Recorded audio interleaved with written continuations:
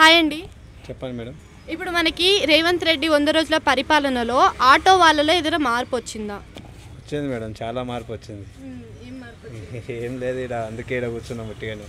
ఆ bus free bus పెట్టారు కదా, చాలా పరిస్థితి బాగాలేదు. అంటే ఫ్రీ బస్ పెట్టిన దగ్గర నుంచి మీ దందా అనేది ఎంతవరకు సాగుతుంది అనుకోవచ్చు? అసలు ఏం జరగట్లేదు. ఇంకా స్కూల్ పిల్లలకి అవి దింపేసి ఉంటున్నాం. ఇంకా ఇంతకు ముందు ఎట్లా ఉంటుండే? ఇంతకుముందు కొంచెం మంచిగానే ఉంటుండే. ఇప్పుడు షేరింగ్ నడిపే వాళ్ళు నల్గొండ పాసింగ్ అవి ఇవి చాలా పాసింగ్ బయటి ఆటోలలో ఇక్కడే వచ్చినాయి ఫ్రీ బస్ పెట్టడం వల్ల. దానివల్ల ఇక్కడ అసలు సిటీలో ఉన్న ఆటో కిరాయి కావట్లేదు. అంటే అసలు ఫ్రీ బస్ వల్ల లాభం ఉందంటారా మరి ఎవరికైనా? ఎవరికి ఉంది ఏమో, మరి ఎవరికి ఉందో తెలియదు. అంటే ఆడవాళ్ళకి అందరికీ లాభం ఉందని అంటున్నారు కదా. పని పాటలు లేని వాళ్ళు తిరుగుతారు, మా వాళ్ళు అయితే ఇళ్ళలోనే ఉంటారు. ఇళ్ళల్లో అంటే పొలం పని చేసుకునే వాళ్ళు చేసుకునే వాళ్ళు బస్సులు ఎందుకు తిరగడతారు? ఇవన్నీ వేస్ట్.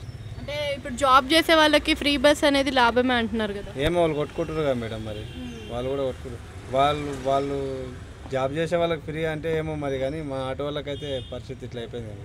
అంటే గత ప్రభుత్వంలో ఇలాంటివి లేవు కదా. గత ప్రభుత్వం బాగుందా, మరి ఇప్పుడు ప్రభుత్వం బాగుందంటారు? అప్పుడే బాగుంది. అంటే ఈ మధ్య కాలంలో రేవంత్ రెడ్డి కొన్ని హామీలు ఇచ్చాడు కదా, ఇట్లా ఫ్రీ బస్ వల్ల ఆటో వాళ్ళు లాస్ అవుతుంటే ఏదో పథకం ఇస్తాను అని చెప్పేసి. ఏం పథకం ఇస్తారు మేడం? అంటే ఆటో డ్రైవర్లకి ఇల్లులు కట్టించడం కానీ అలాంటివి ఇస్తాను అని చెప్పాడు కదా. ఏడా కట్టిస్తారు? ఏమో మరి మీరే చెప్పాలి. అవన్నీ వేస్ట్ మాటలు అవన్నీ. అంటే ఇప్పుడు ఒకవేళ ప్రభుత్వంలో 1 ఇయర్కి ఇంత ఇస్తా అని కూడా అంటున్నాడు కదా.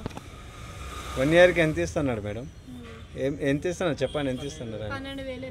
12,000 అంటే రోజుకి ఎంత పడుతుంది మేడం? 200 పడతాయి. 200 తీసుకొని పోతే ఇల్లు కిరాయి ఏడ కడతావు, ఆటో కిరాయి ఏడ కడతావు, ఇంట్లో ఖర్చులు అవన్నీ ఏడైతాయి మేడం? అన్నీ వేస్ట్ మరి.